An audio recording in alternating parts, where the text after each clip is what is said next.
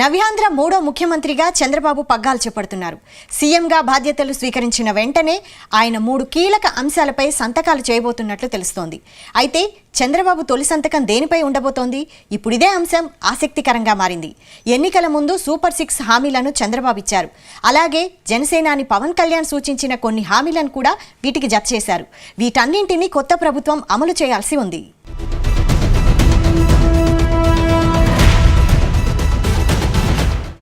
ఏపీలో కొత్త ప్రభుత్వం కొలువుదీరబోతోంది. ముఖ్యమంత్రిగా నారా చంద్రబాబు నాయుడు పగ్గాలు చేపట్టబోతున్నారు. ఏపీ కొత్త ముఖ్యమంత్రిగా చంద్రబాబు బాధ్యతలు స్వీకరించిన వెంటనే 3 కీలక అంశాలపై సంతకాలు చేసేందుకు రంగం సిద్ధమైంది.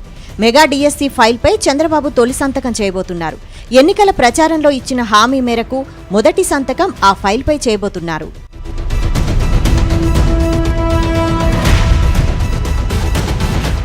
వాస్తవానికి ఎన్నికలకు 2 నెలల ముందు వైసీపీ ప్రభుత్వం హడావిడిగా డిఎస్సిని ప్రకటించింది.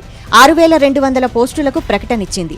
హడావిడిగా డిఎస్సి నోటిఫికేషన్ విడుదల చేయడం, అంతే హడావిడిగా టెట్ డిఎస్సి పరీక్షలు నిర్వహించి ఫలితాలను కూడా ప్రకటించాలని ప్రయత్నించడంతో నిరుద్యోగులు కోర్టును ఆశ్రయించారు. తమకు తగినంత సమయం ఇవ్వకుండా హడావిడిగా నోటిఫికేషన్లు జారీ చేయడంపై అభ్యంతరం వ్యక్తం చేశారు. అటు ఎన్నికల షెడ్యూల్ కోడ్ అమలుతో దానికి బ్రేక్ పడింది.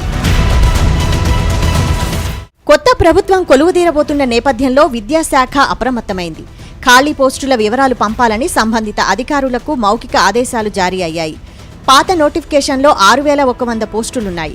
అందులో ఎస్జీటీ పోస్టులు 2280, స్కూల్ అసిస్టెంట్ పోస్టులు 2299, టీజీటీ పోస్టులు 1264, పీజీటీ ప్రిన్సిపాల్ పోస్టులు 215 ఉన్నాయి. వీటికి సుమారు 3.30 లక్షల మంది అభ్యర్థులు దరఖాస్తు చేసుకున్నారు. వీరికి మార్చి 30 నుంచి ఏప్రిల్ 30 వరకు పరీక్షలు జరగాల్సి ఉంది. అయితే ఎన్నికల కోడ్ అమల్లోకి రావడంతో ఈ పరీక్షలు జరగలేదు. ఎన్నికల కోడ్ పూర్తయిన తర్వాత పరీక్షలు నిర్వహించాలని ఈసీ పేర్కొనడంతో డిఎస్సి పరీక్షలకు బ్రేక్ పడింది. దీంతో పాటు ఉపాధ్యాయ అర్హత పరీక్ష టెట్ను కూడా నిర్వహించారు. ఫిబ్రవరి 27 నుంచి మార్చి 6 వరకు టెట్ పరీక్షలు జరిగాయి. ఈ పరీక్షలకు రాష్ట్ర వ్యాప్తంగా 2,67,559 మంది అభ్యర్థులు హాజరయ్యారు. ఈ పరీక్షల ఫలితాలు విడుదలకు ఈసీ బ్రేక్ వేసింది. ఎన్నికల కోడ్ వల్ల పాఠశాల విద్యాశాఖ విడుదల చేయలేదు. దీనిపై నిరుద్యోగ ఉపాధ్యాయ అభ్యర్థులు తీవ్ర అసంతృప్తి వ్యక్తం చేశారు. తాజాగా గతంలో విడుదల చేసిన నోటిఫికేషన్కు కనీసం రెట్టింపు సంఖ్యలో పోస్టులను పేర్కొంటూ నోటిఫికేషన్ విడుదల చేయాలని అధికారులు భావిస్తున్నారు. తాజాగా 13 నుండి 15,000 ఉపాధ్యాయ పోస్టులతో నోటిఫికేషన్ విడుదలయ్యే అవకాశం ఉందని తెలుస్తోంది.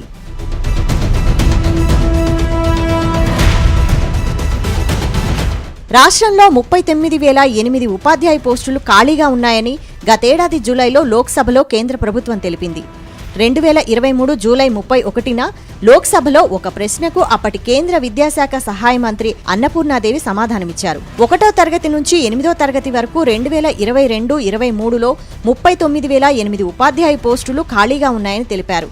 2021-22లో 38,191 ఉపాధ్యాయ పోస్టులు, 2020-21లో 22,609 ఉపాధ్యాయ పోస్టులు ఖాళీగా ఉన్నాయని స్పష్టం చేశారు. ఇక చంద్రబాబు సీఎంగా తన 2వ సంతకాన్ని ల్యాండ్ టైటిలింగ్ చట్టంపైన చేస్తారని చెబుతున్నారు. ఎన్నికల ప్రచారంలో భాగంగా చంద్రబాబు, పవన్ కళ్యాణ్ ఈ అంశాన్ని పెద్ద ఎత్తున ప్రచారం చేశారు. జగన్ మళ్లీ అధికారంలోకి వస్తే ప్రజల ఆస్తులు వారికి చెందకుండా పోతాయని ఉధృత ప్రచారం చేశారు. ల్యాండ్ టైటిలింగ్ యాక్ట్ పేరుతో ల్యాండ్ గ్రాబింగ్ యాక్ట్ తెచ్చి ప్రజల భూములు లాక్కునేందుకు వైసీపీ ప్రయత్నిస్తోందని ఎన్నికలకు ముందు చంద్రబాబు విమర్శించారు. ప్రజల భూములపై జగన్ పెత్తనం ఏంటని ప్రశ్నించిన చంద్రబాబు ఎకరాలకు ఎకరాలు రికార్డులు తారుమారు చేస్తున్నారని ఆరోపించారు. అందుకే తాము అధికారంలోకి రాగానే ల్యాండ్ టైటిలింగ్ యాక్ట్ రద్దుపైనే 2వ సంతకం చేస్తానని హామీ ఇచ్చారు. వైసీపీ ఘోర ఓటమిలో ఈ అంశం కూడా ప్రధాన పాత్ర పోషించిందనే అంచనాలున్నాయి. తాము అధికారంలోకి రాగానే ఈ చట్టాన్ని రద్దు చేస్తామని చంద్రబాబు అప్పుడు హామీ ఇచ్చారు. ఈ నేపథ్యంలో సీఎంగా చంద్రబాబు 2వ సంతకం ల్యాండ్ టైటిలింగ్ చట్టంపైన ఉంటుందని సమాచారం.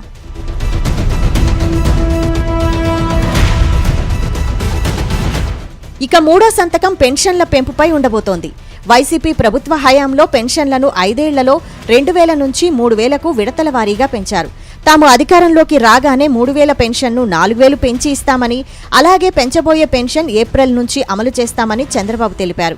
ఏప్రిల్, మే, జూన్ నెల బకాయిలు 3,000, జూలై నెల పెన్షన్ 4,000తో కలిపి మొత్తం 7,000 రూపాయలు ఇస్తామని చంద్రబాబు హామీ ఇచ్చారు. ఆ హామీ మేరకే 3వ సంతకాన్ని పెన్షన్ల పెంపుపై పెట్టబోతున్నట్లు టీడీపీ వర్గాలు చెబుతున్నాయి. గతంలో చంద్రబాబు హయాంలో 2,000గా ఉన్న పింఛన్ను జగన్ అధికారంలోకి వచ్చాక ఏడాదికి 250 రూపాయల చొప్పున 3,000 రూపాయలకు పెంచారు. ఈ ఏడాది జనవరిలో పింఛన్ 3,000 రూపాయలయింది. ఇప్పుడు కొత్త ప్రభుత్వం 4,000 ఇవ్వనుంది. జూలై 1న లబ్ధిదారులకు 7,000 పింఛన్ ఇవ్వనున్నారు. ఏప్రిల్, మే, జూన్లకు 1,000 రూపాయల చొప్పున, జూలైకి 4,000 చొప్పున లబ్ధిదారులు అందుకోనున్నారు. ఇలా మొత్తం 3 ప్రధాన హామీలను చంద్రబాబు ముఖ్యమంత్రి కాగానే అమలు చేస్తారని తెలుస్తోంది.